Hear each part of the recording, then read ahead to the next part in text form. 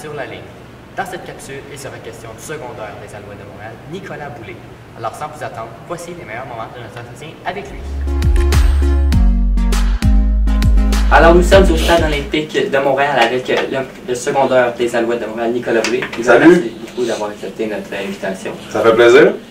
D'abord, est-ce que pour toi, le sport a été un refuge et pourquoi aussi avoir choisi le football? En fait, le football a toujours fait partie de notre famille. Mon père était un joueur au secondaire, il a joué au Collège Notre-Dame. Après ça, il a parti le programme de football, André Grasset. Et puis, après ça, il a continué à l'université de Sherbrooke. Le football, dans le temps, c'était un petit peu différent. Tu levais la main et tu faisais partie de l'équipe. C'était pas ce que c'est aujourd'hui. Mais c'est ça, c'est une des raisons pour lesquelles j'ai choisi le football. On était jeunes, on grandissait en jouant au football, on regardait le football à la télévision, on venait jouer les Alouettes, justement. Et puis, tu dis un refuge, oui, ça l'a été dans un certain sens. Moi, à l'âge de 13 ans, j'ai déménagé en Caroline du Sud. Puis, je parlais pas énormément anglais. Fait que, tu sais, déjà là, tu déménages aux États-Unis, eux autres sont pas toujours les plus accueillants en général, des immigrants. Donc, j'ai eu beaucoup de misère à me faire des amis, mettons, les premiers mois, tout ça. Et puis, je pense que justement, le football a aidé à me rapprocher des gens, à me faire des amis, justement. Puis, en fait, le football, quand tu fais partie d'une équipe comme ça, c'est vraiment une grande famille. Puis que, pour moi, ça a vraiment été un refuge. Ça a vraiment été, dans le fond, une délivrance, si tu veux, un peu. Là. Je me suis vraiment, j'ai pu m'intégrer, justement, dans la communauté, me faire des amis, puis aussi j'ai tombé en amour avec le foot, bien sûr. Et en parlant de tomber en amour, tu as décidé d'être secondaire, plutôt que, mettons, le carrière vedette des films américains. Pourquoi être secondaire? En fait, j'ai fait plusieurs positions au secondaire. J'étais aussi porteur de ballon. J'ai joué justement en tertiaire, j'ai même joué au secondaire, j'ai joué la ligne défensive. Donc, j'ai touché à plusieurs positions. Je pense que c'était la position de secondaire, je pense qu'elle m'a été auto-attribuée. J'avais juste un acte pour ça, si tu veux. Ça a été naturel. On dirait que la position m'était attribuée naturellement. J'avais une bonne vision. J'avais aussi du bon coaching qui m'a aidé au secondaire, justement à développer cette vision-là du jeu. Puis je pense que justement, après, rendu à l'université, il faut que tu fasses un choix. À l'université aux États-Unis, j'ai joué porteur de ballon un peu aussi, et secondaire. Puis quand je suis revenu au Canada à l'université de Sherbrooke, mais après ça, j'ai dû faire un choix vraiment d'une position. Puis j'ai décidé de choisir secondaire, puis je pense que c'était une bonne décision. Tu as parlé aussi dans toutes les positions de joueur de ligne. Ton frère, lui, il a joué joueur de ligne défensive. Ouais. Puis il y a quelques années, vous vous êtes affrontés, puis c'était la première fois. C'était quoi le sentiment, vous deux? Est-ce que c'était de la fierté ou c'était un match comme les autres? C'est sûr, il y a la fierté. Mon frère, il a joué à l'université de Bishop. Moi, j'étais à Sherbrooke. Donc, déjà là, on s'était affronté un petit peu à l'université, mais on est du même côté du ballon. T'sais. Donc, on se voyait généralement jamais sur le terrain. Mais rendu dans les pros, pas mal tous les joueurs jouent sur les unités spéciales. Et puis, justement, il y a une des années que l'entraîneur d'Edmonton, quand mon frère était à Edmonton, a eu la brillante idée de le matcher contre moi. Donc, à toutes les unités spéciales, sur les bottées d'envoi, retour bottées d'envoi, j'étais matché contre mon frère. Ça avait été... ça a été difficile, honnêtement.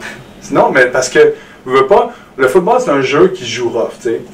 Puis, mais on a beaucoup de respect, puis il y a beaucoup entre les joueurs, parce qu'on sait aussi le travail puis les efforts que les joueurs mettent dans la saison morte. Puis je pense que ça, c'est un respect mutuel entre tous les joueurs dans le milieu du football, tu sais.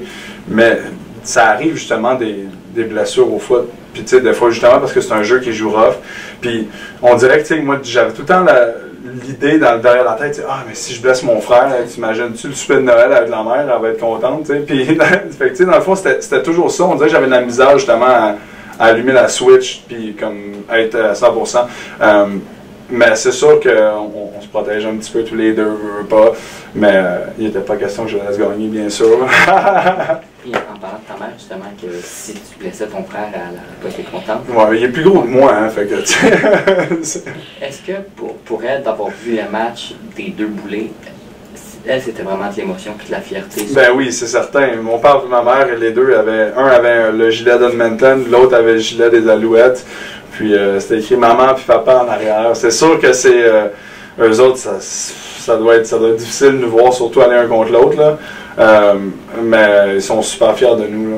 C'est sûr qu'on a travaillé extrêmement fort pour être rendu où on est aujourd'hui, puis je pense qu'ils sont juste fiers de nous voir sur le terrain.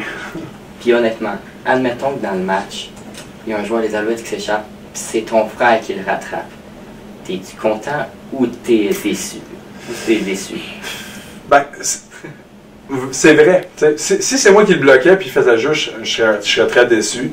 Mais si c'était lui qui fait un bon jeu, c'est sûr que je serais content pour lui. T'as pas le choix. Ça reste mon frère puis ça reste que je l'aime. Mais puis l'affaire du foot aussi, c'est que chaque jeu compte. S'il y a plusieurs snaps dans une game, puis c'est pas juste un jeu qui va faire la différence. Mais c'est sûr que en tant que frère, moi je le regardais jouer aussi quand il était ailleurs à la télévision. Puis je le regardais tout le temps, je cherchais mon frère, aller sur l'écran, puis je l'encourage, puis on s'écrivait après le match, puis on prenait des nouvelles, hey, comment tu as performé, comment ça s'est passé, puis on s'en parlait un petit peu. Puis, mais ouais, c'est sûr qu'en tant que frère, j'ai pas le choix un peu de l'encourager, mais en même temps, comme je disais, le football c'est une famille, puis moi je vais tout faire pour protéger les joueurs avec qui je joue. Quand on fait des retours de beauté, si je bloque pour mon retourneur Stéphane Logan, je vais donner mon 100%, c'est sûr et certain que pour que personne ne touche. Et pour revenir vraiment à tes débuts, tu es allé jouer pour le Varéor, l'Université Chapeau. Ouais. Quand on sait que l'Université Laval, c'est la meilleure équipe de football. Ouais. En fait, tu viens de Magog, mais est-ce que c'est vraiment tu as voulu aller dans ta terre natale et non le programme? En fait, il y a des choses que il y a plusieurs gens qui ne savent pas de moi, c'est que justement, en partant des États-Unis, moi j'ai fait le tour des universités. Je ne savais pas où je voulais aller, j'ai visité McGill, j'ai visité Montréal, j'ai visité Sherbrooke, j'ai visité Laval justement. Puis en revenant, j'ai décidé d'aller à Laval. J'ai fait une session à Laval pour la seule et unique raison qu'en fait, moi je voulais étudier en biologie marine. Okay?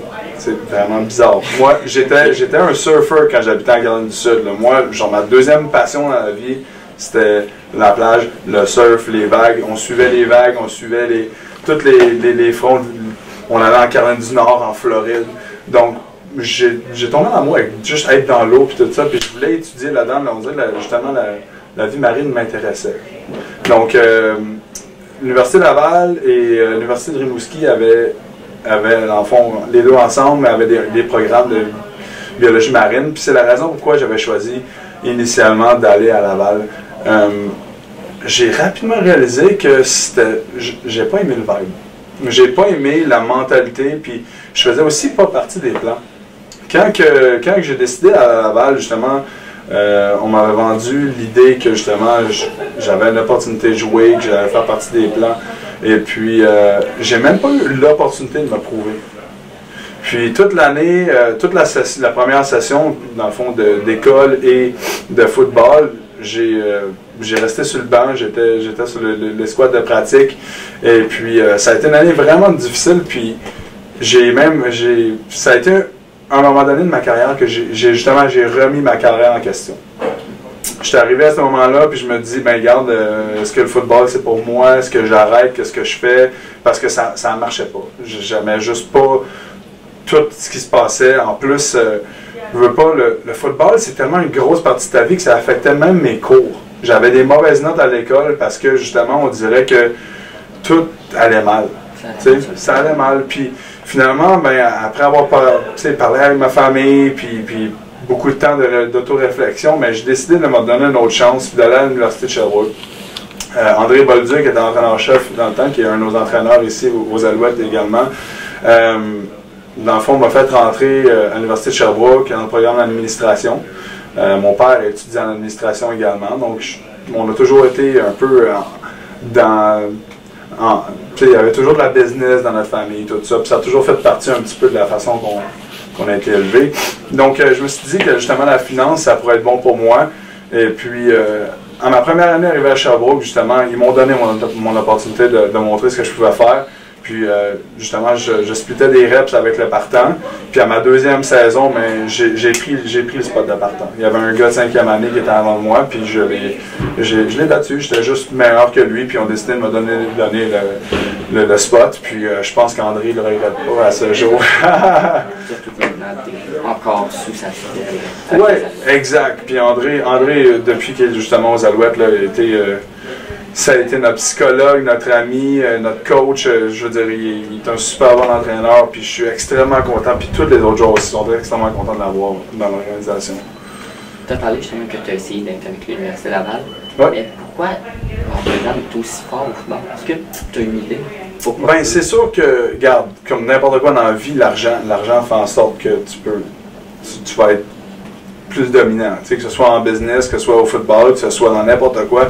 Quand tu as de l'argent, justement, ils ont les installations aussi qui sont absolument incroyables à Laval. Ils ont le personnel, ils ont le nombre d'entraîneurs-chefs à temps plein aussi. Tu regardes la différence entre les universités, eux autres, je pense, sont à 7 ou 8.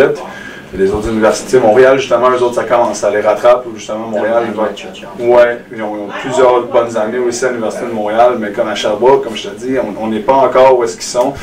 Puis, ça fait en sorte qu'ils peuvent aller chercher la crème des joueurs. T'sais. Eux autres, ils ont encore une fois, avec toutes leurs installations, là, leur technologie qu'ils ont là-bas, tout ça. Donc, ils peuvent signer les meilleurs joueurs. Et puis, ils ont beaucoup de joueurs. Ils ont vraiment beaucoup de joueurs. Ça, c'est une chose. Puis, c'est une chose que je trouve un petit peu triste, à la limite. Parce que quand j'étais justement à Laval, il y avait plusieurs joueurs que je me disais, mais tu sais, ce gars-là, dans un autre programme, il serait important. Puis il y aurait la chance de se développer. Tu sais, ce qui arrive, là, c'est qu'il y avait des joueurs là-bas qui passaient 2 puis 3 ans sur le practice roster, puis qui ne voyaient jamais le terrain, puis finalement, ben, ils lâchaient le foot. Mais qui avaient le talent. Mais qui avaient le talent, puis potentiellement aussi des joueurs qui auraient pu jouer au prochain niveau professionnel, mais que justement, on dirait que la flamme s'est éteinte parce qu'ils n'ont pas eu l'opportunité de jouer. Puis je trouve ça un petit peu dommage, tu sais. Mais justement, en ce moment, avec l'Université de Montréal qui rattrape. Puis je pense que Sherbrooke, justement, là, on fait des belles acquisitions cette année avec les entraîneurs. Jason Hogan, qui est un entraîneur à Montréal, est rendu coordinateur offensif à Sherbrooke. C'est toutes des petites choses qui vont faire en sorte que le programme de Sherbrooke va s'améliorer. Puis c'est aussi une chose qui va faire que le terrain de jeu entre les équipes va se rapprocher. T'sais, je pense que toutes les équipes vont être de plus en plus compétitives. On voit Concordia aussi, ça avance. McGill gagne des matchs. Au début, moi, mes années à Sherbrooke, là, McGill gagnait le même match. On les battait tout le temps, puis ils perdaient tous leurs matchs toute l'année. Puis c'est plus le cas. Donc, je pense que c'est une bonne chose pour le football au Québec. Encore une fois, aussi, nous, on est tous des étudiants universitaires. Hein? Fait que on sort pratiquement toutes de l'université avec un baccalauréat en X, Y, Z. Fait que pour certains joueurs, justement, d'avoir plusieurs options aussi, dépendant de quoi ils veulent étudier, d'aller à plusieurs différentes universités, je trouve ça le fun, là, justement, qu'ils peuvent pas juste aller à Laval puis potentiellement pas étudier dans ce qu'ils veulent parce qu'ils veulent jouer au football, tu sais. Ouais. Tu as mentionné entre autres McGill, ouais. Qui avant gagnait rien. Eux, ils en ont réussi à en développer un bon, leur entraîneur créatif, qui est maintenant dans la NFL. Ouais. Est-ce que pour toi, être comme puis aller jouer dans la NFL, ça a déjà été quelque chose qui t'a tenté? Honnêtement, non. Vraiment pas. On dirait que, oui, en grandissant au secondaire, tout ça, en fait, moi, j'ai toujours été le gars qui était comme pas assez gros, pas assez vite, pas assez fort en grandissant. Au secondaire, c'était tout le temps ça. Je commençais à jouer au football, là, j'étais 4 pieds 11, je pesais 90 livres, j'étais gros comme une asperge, j'étais tout petit. Puis ça a jamais, dans le fond, moi, mon but, c'était toujours, regarde, je veux dominer au niveau où est-ce que je suis en ce moment. Puis dans le fond, même chose au secondaire. Dans le fond, après ça, j'ai eu ma bourse aux États-Unis. Puis quand je suis revenu au Canada, mais regarde, je veux juste être un partant à Sherbrooke. C'était ça mon but. Puis une fois que je suis tombé partant à Sherbrooke, mais après ça, c'était comme, OK, mais j'aimerais ça aller au camp d'évaluation de la CFL. Puis après ça, ben, une fois que tu vas là, ben, tu as une opportunité d'être drafté. Puis encore une fois, moi, il me restait une 5e année universitaire. Puis je suis venu faire le camp avec les Alouettes, puis ils ont décidé de me garder. Donc, c'est incroyable. Regarde, moi, l'année prochaine, je vais déjà toucher mon 100 games dans la CFL. C'est quand même assez incroyable. J'ai manqué 3 matchs en 5 ans. Malheureusement, j'ai terminé la saison dernière avec une blessure au genou. Mais ça fait partie de la game, tu sais. Ça, c'est ça. Et tu mentionnes justement que maintenant, tu es avec les Alouettes. Ouais. Depuis le départ d'Anthony Calvillo, l'équipe elle va de moins en moins bien. Ouais. Qu'est-ce que tu penses qui va falloir pour que l'équipe redevienne, mettons, au sommet, qui domine comme dominé en 2009-2010? Ben, tu regardes toutes les équipes qui ont du succès dans la ligue, là, ça part avec un bon carrière. Tu sais? On parle d'Edmonton avec Mike Riley, encore cette année à Toronto avec Ricky Ray. Après un bon carrière, ben, il faut un bon coordinateur offensif qui a des bons schemes. Puis encore plus important que ça, je pense, c'est ta ligne offensive. Parce que tu peux avoir le meilleur carrière, tu peux avoir Tom Brady en arrière, mais s'il se fait frapper à chaque jeu, il ne va pas être un bon carrière. Tu comprends? Il faut que tu lui donnes le temps justement de faire ses lectures, de se débarrasser de la balle, puis de mettre justement faire des jeux. Donc je pense que notre ligne offensive est, dans mes 5 ans, l'année passée, puis encore cette année, ça va être la meilleure ligne offensive avec laquelle j'ai joué. Carrière, je veux dire, cette année, on a signé des bons carrières, on va voir. On ne sait jamais. T'sais, on ne sait jamais. Ils peuvent arriver ici, encore Jeff Freeman peut arriver ici, il peut être super bon comme il peut être pas bon. Mais je pense qu'on a Matt Schultz, qui est aussi un jeune qui est ici, qui a démontré des super belles choses pour nous.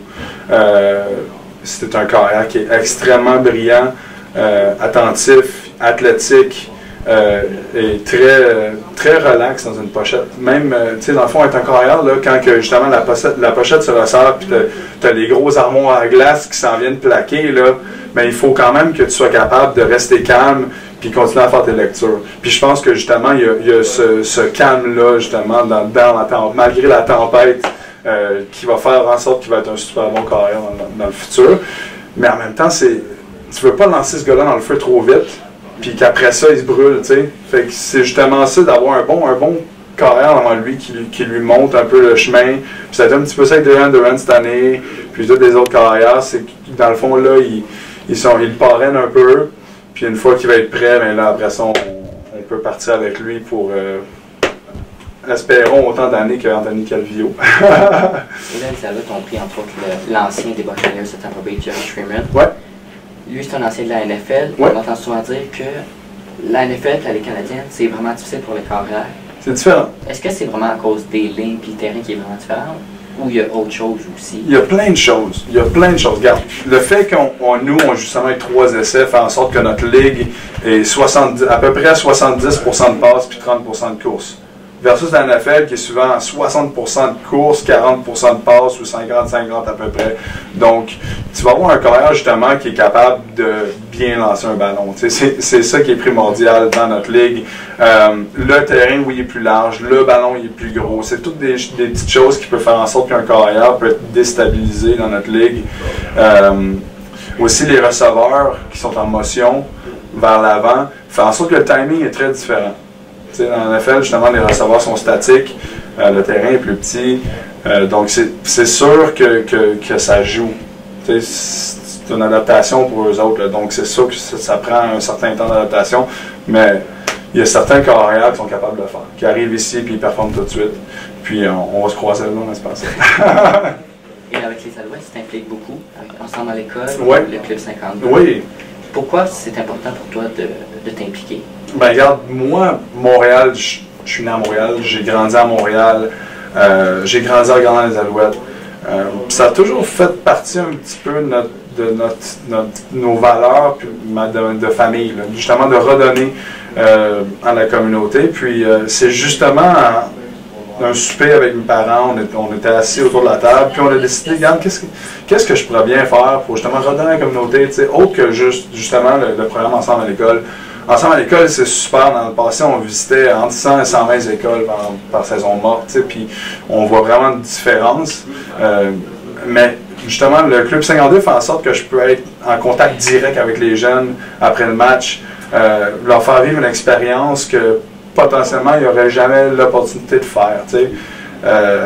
Là, cette année, avec le Club 52, on a fait ça 3 ans. Donc, on a 1500 jeunes à date qu'on a invités à des matchs des Alouettes.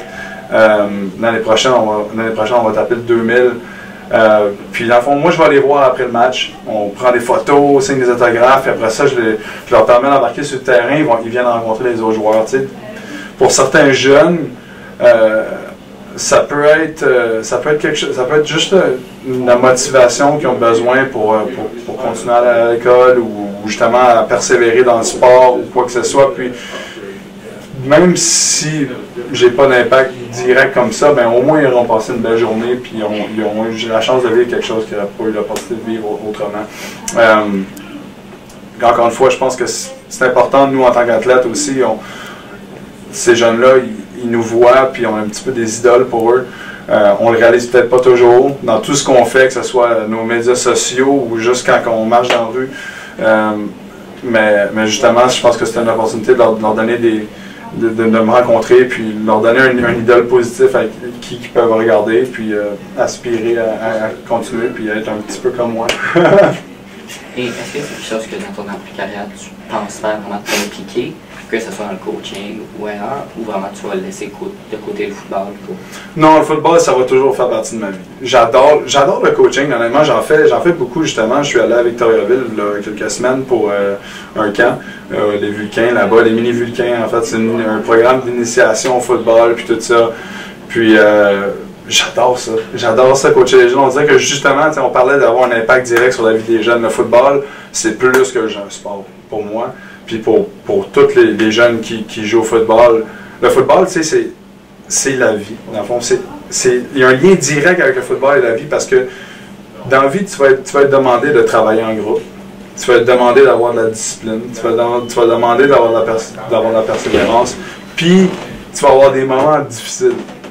Puis c'est ça le football, on vit toutes ces émotions-là, toutes ces choses-là font partie du sport, puis ça fait en sorte que justement, ça te rend une meilleure personne. Je pense que ça te prépare aussi à affronter la vie. Autant que les beaux côtés que les mauvais côtés. Regarde, il y a de la politique dans le football des fois aussi. Il y a des choses injustes.